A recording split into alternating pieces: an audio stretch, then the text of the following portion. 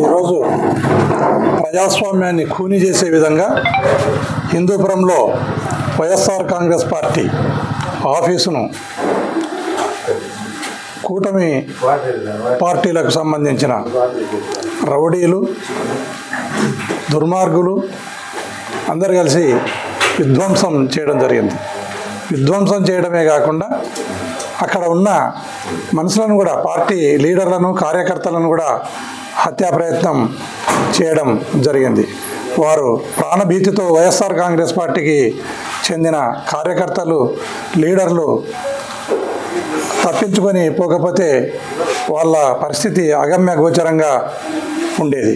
అంతటి తీవ్రమైన నేరానికి పాల్పడిన కూటమి పార్టీల రౌడీ ముఖలను ఇంతవరకు పోలీస్ వ్యవస్థ అరెస్టు చేయలేదంటే ప్రభుత్వం ఏ రకంగా ఆ రౌడీలను వెనుకేసుకొని వస్తుందో మనం ఒకసారి గమనించవచ్చు.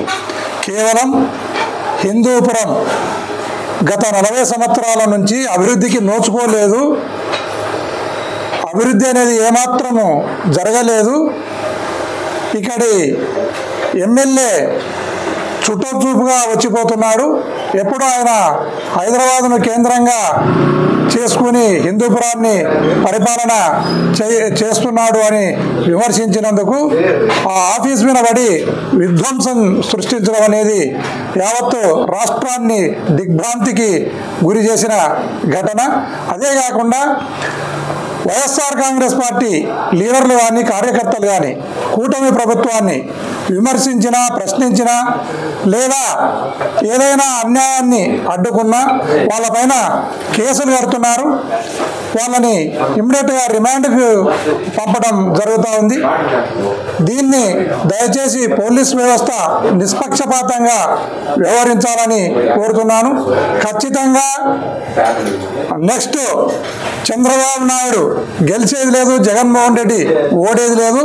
దీన్ని పోలీస్ వ్యవస్థ గమనించాలి, గుర్తించాలని కూడా నేను ఈ సందర్భంగా పోలీస్ వారికి విజ్ఞప్తి చేస్తున్నాను. అదే కాకుండా ఈరోజు అక్కడ విధ్వంసం జరిగితే విధ్వంసం జరిగిన ప్రాంతాన్ని పరిశీలించడానికి లేదా బాధితులకు ధైర్యం చెప్పడానికి జిల్లా నుంచి లీడర్లు పోతా ఉంటే లీడర్లను కూడా ఎక్కడికక్కడ నిలబెట్టి ఎక్కడికెక్కడ అరెస్టులను చేసి, హౌస్ అరెస్టులను చేసి పూర్తి వైఎస్ఆర్ కాంగ్రెస్ పార్టీ లీడర్ల హక్కులను కాలరాస్తున్నారు. వైఎస్ఆర్ కాంగ్రెస్ పార్టీని ఎంతో నిర్బంధిస్తున్నారు. ఇది ప్రజాస్వామ్య వాదులంతా కూడా ఖండించాలి, దీన్ని అడ్డుకోవాలని ఈ సందర్భంగా తెలియజేస్తున్నాను.